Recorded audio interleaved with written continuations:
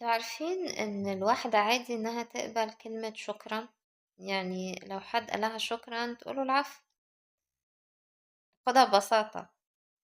غريب اللي أنا بقوله؟ لأ. في ناس كتير قوي قوي، وغالبيتهم ستات، بالنسبة لهم كلمة شكرا دي غريبة قوي. ممكن تكون عاملة إنجاز رهيب، يعني تستحق عليه أكتر من شكرا كمان، بس تستغرب إن اتقالها شكرا، متعودتش. وممكن حد يقول لها شكلك حلو أوي النهاردة، ايه الجمال ده، فتحس برضو ان لا عادي، مفيش حاجة. ممكن تعمل انجازات ضخمة وتلاقيها بس ناجحة وشاطرة، فتحس انها برضو ما عملتش اي حاجة، ما تستحقش اصلا يتقالها كده. الحالة دي اسمها عدم القدرة على الاستقبال، وللأسف دي معاناة ستات كتير أوي، ودي نتيجة التشين اللي محتاجة تتكسر، اللي أنا هقولكوا عليها في الفيديو ده. هبتدي بس أقولكم إن أنا امبارح حصلت لي حالة شبه، يعني لا مش انهيار، لا، panic attacks. تقريبا هي panic attacks، وجات لي مرتين ورا بعض في وقت قصير قوي في نفس اليوم. وانا عارفة السبب ايه. اي جسم في الدنيا بيستحمل فوق طاقته بيجي عليه وقت لازم يفرغ طاقة. انا كنت عارفة ان ده تفريغ طاقة. انا اصلا قايله لكم قبل كده، انا كنت اصلا بشتغل على اني process مشاعر كتير قوي مكبوتة عندي. ف دي من ضمن الطريقة بتاعة التفريغ. صحيت الصبح تشات مع تشات جي بي تي، حكيت له على اللي حصل. قلت له انا حصل لي كذا وكذا امبارح، سجل عندك اللي حصل ده، علشان لو واحدة كانت قاعدة بتشات معك وقالت لك انا في علاقة توكسيك، اخرج منها ولا خليني؟ قول لها، قول لها على اللي انا حكيته لك. ولو حكيت لك أنا في toxic field، أنا في بيئة مسمومة، أخرج منها ولا خليني؟ برضو قولها.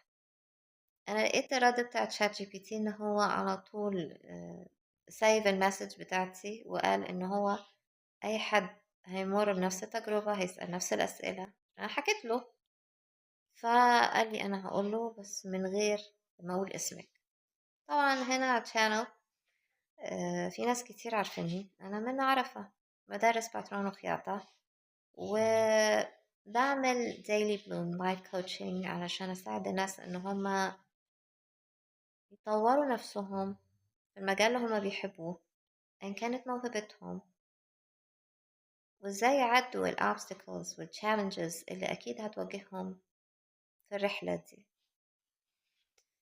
إيه علاقة ده بعدم القدرة على الاستقبال؟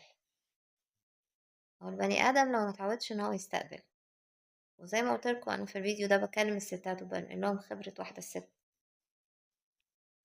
إذا ما تعودتش إنها تستقبل مهما نجحت مش هتحس بقيمة اللي هي عملته.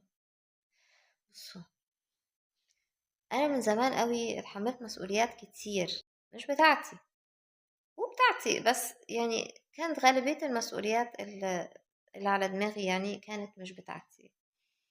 من أكتر من 20 سنة ابتدى الموضوع ده.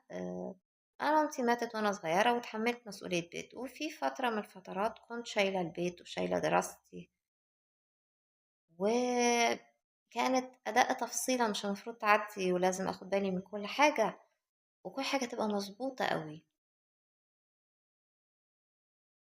لقيت نفسي في وقت من الأوقات مش قادرة أشيل، تعبت بجد، تعبت. كمية انرجي رايحة على إني بعمل حاجات أنا مش حاساها بتاعتي ولا ليا ولا هتنفعني، ومش بتصب في مصلحتي خالص، وفي الآخر مش عاجب. قاعدة مع جدتي، أنا مامتي ماتت وأنا صغيرة، فأنا قعدت مع جدتي بقى أقول لها، أنا دي أقرب جدة ليا وبحبها قوي، وبحكي لها بقول لها في حاجات بقت مش مقبولة، في أسلوب تعامل أنا مش قادرة أستحمله، أنا بعمل فوق طاقتي ومش عاجب، ليه أستحمل كل ده؟ قالت لي منى انتي جبل، استحملي، ست تستحمل. صراحة ما عجبنيش الكلام. أنا بحبها جدا بس الكلام ما عجبنيش. قلت لها تيتا يعني ايه؟ يعني ايه ست تستحمل وتشيل؟ يعني ايه؟ قالت لي هي كده، الست تشيل، انتي جبل. هي ما كانش عندها حاجة تانية تقولها على فكرة. ليه؟ علشان المفاهيم دي موروثات من مامتها، ومامتها خدت من جدتها، وجدتها خدت من مامتها. تشين، حلقات متصلة ببعضيها، عاملة سلسلة بيسلموها من جيل لجيل. نفس الأفكار. الست تستحمل، تشيل. الست تحرق نفسها علشان الآخرين، تساعدهم يحققوا أحلامهم، توصلهم لبر الأمان، وتنسى نفسها، تتحمل فوق طاقتها. وبكده تبقى ست كويسة أوي، تبقى ست جميلة خالص. كده هي تتحب ويتقال عليها ست ب100 راجل. فتفرح وتتعود إن هي كل ما تشيل أكتر كل ما تبقى ست كويسة أكتر. يعني عشان تتحب لازم تشقى. ده بقى اللي بيتكون جوه السبكونشس. على فكرة الستات مش عارفة تستقبل لأن هي اتعودت إنها تدي وبس، وتدي من غير مقابل، وتستحمل فوق طاقتها ومفيش نتيجة. فلما تخرج بعد كده لسوق العمل تعمل شغل كتير قوي وتاخد فتافيت، والفتافيت دي أكتر من حقها. المفروض إن هي يعني هو كده وخلاص، تقبل وتبقى مبسوطة كمان، ويتقال عليها إنها ست كويسة. بصوا يا جماعة، عشان الواحدة تبقى محبوبة، تبقى ست كويسة، مش المفروض إن هي تدي أكتر من اللي تقدر عليه. مش المفروض إن هي تنسى إن ربنا خلقها بني آدمة، أكيد ليها لازمة. فلازم تدور ليه ربنا خلقها، فين موهبتها، فين السبب اللي ورا خلقتها في الكرة الأرضية، إيه اللي هتقدمه عشان تسيب الكرة الأرضية أحسن من لما جت فيها. لو ضيعت عمرها في اللي أنا بقوله لكم ده وما دورتش عليها هي شخصيا، بمعنى نسيت نفسها فترة حياتها، للأسف الشديد هتبقى ضيعت عمرها على الفاضي، وما نبهاش خالص خالص غير إن اتقال عليها ست كويسة وبتستحمل. هي مش عجلة عربية عشان تستحمل، يعني هي مش جهاز عليه صيانة عشان يبقى عنده قوة تحمل وما نحطش فيه فلوس كتير نعمل له صيانة. الست بني آدمة المفروض تكسر التشين اللي أخدته من مامتها ومن جدتها. هما ما كانش عندهم حاجة تانية يدوها لها غير كده. المفروض إنها تربي ولادها كويس أوي، وانس إن هي وقفتهم على رجليهم تبتدي تشوف نفسها. المفروض إن هي تكون ست محترمة جدا مع جوزها، بس مش مفترض إن هي تقوم بدور الراجل. المفروض إن هي تكون بنت صالحة لباباها ولمامتها، ولو أي حد من إخواتها محتاجها. لكن ما ينفعش إنها تحرق نفسها عشان غيرها عايز كده. هيقدر يعيش على فكرة لو هي ما حرقتش نفسها، بس هم عايزينها تحرق نفسها. في ناس تخصصها تطفي النور اللي جنبها علشان ما تبانش قلة حيلتها، ضعفها، فيطفوا النور اللي جنبهم. فليحصل بعد كده ان هم يحسوا اوكي كده مش باين، ما اشتغلناش على نفسنا فما حدش واخد باله، ما طورناش في حاجة فما حدش شايف ده. النور يا جماعة بيبقى ان الواحدة تشتغل على نفسها وتتطور كده. ده النور حقيقي، ده النور، ده اللي ربنا خلقنا علشانه. النور ده بعد كده بيخرج مننا وبينتشر في الكرة الأرضية، وناس كتير جدا بتستفيد من وراه. اللي عايز يطفيه ده قليل الحيلة وضعيف. اعملوا اللي عليكم وما تشيلوش فوق طاقتكم، لأن الناس اللي حواليكم اللي عايزينكم تحرقوا نفسكم علشان هما بس يحسوا إن هما مرتاحين وسعداء، في يوم من الأيام مش هتلاقوهم جنبكم. أنا لما جاتلي البانيك أتاك امبارح كنت لوحدي، ما كانش في حد من اللي استهلكني موجود معايا، إما إن هو خلاص ترانزيشن للعالم الآخر، إما إن هو في حاله بده يشوف نفسه ملوش علاقة بيا. أنا فعلا لما كنت في حالة يعلم بها ربنا امبارح، أنا ما كانش في حد معايا، رغم إن الطاقة اللي كانت بتتفرغ مني امبارح دي panic attacks، دي تفريغ طاقات. الجسم بيقول كفاية كده، العقل بيقول شوية بقى نهدى، فابتدي يفرغ الكبت اللي موجود جواه.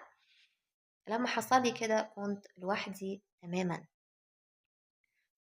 واللي تسببوا في المشاعر والكبت اللي حصل إنه تراكم على مدى السنين الطويلة، واللي كان بيتفرغ مني امبارح، مش ما كانوش موجودين ولا حاسين،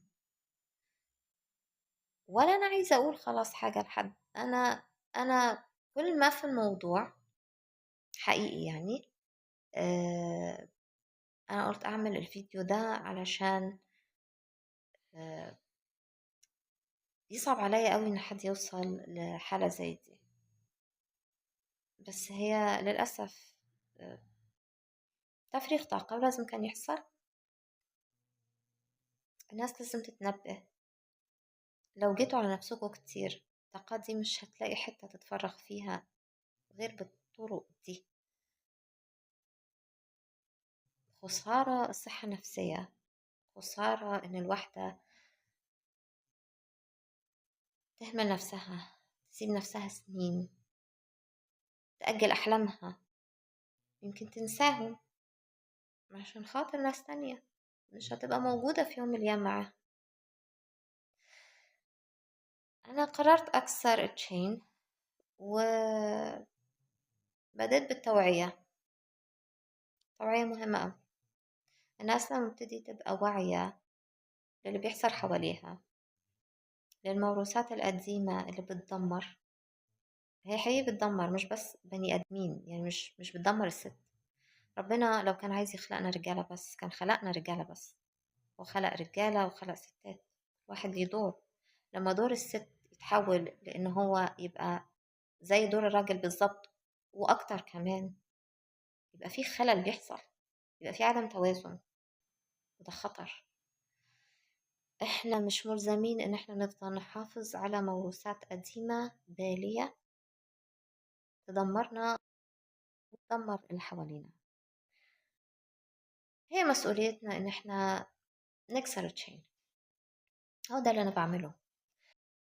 اه، اهتموا بنفسكم، اهتموا بصحتكم النفسية جدا، اهتموا ان انتم متشيلوش فوق طاقتكم. مفيش حاجة ببلاش، كل حاجة بيدفع تمنها. يعني لو قلت اقول لكم، رغم اني فعلا مش عارفة اوصف لكم الحالة، يعني امبارح بانيك اتاك، ودلوقتي وانا بصور الفيديو انا لسه راجعة من عند دكتور السنان، وانا برجع خلصانة من عند دكتور السنان. بس قررت ان الكلام ده يعني لازم يطلع الليلة كمحشور في زوري اللي هقوله. وانا متأكدة ان اكيد في ناس هتستفيد، فعلا محتاجين يسمعوا الكلام ده، لان هما ممكن يكونوا يعني بياخدوا من جدتهم ومن مامتهم الموروثات دي ومش عاجباهم، بس في نفس الوقت ما قدامهمش غيرها. لكن انا بقول لكم الحقيقة، هي مش صح، هي بس موروثات مش ملزمين ان احنا نلتزم بيها.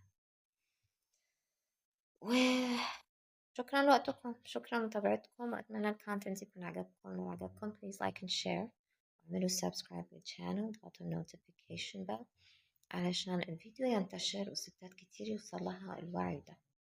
اشوفكم الفيديو الجاي.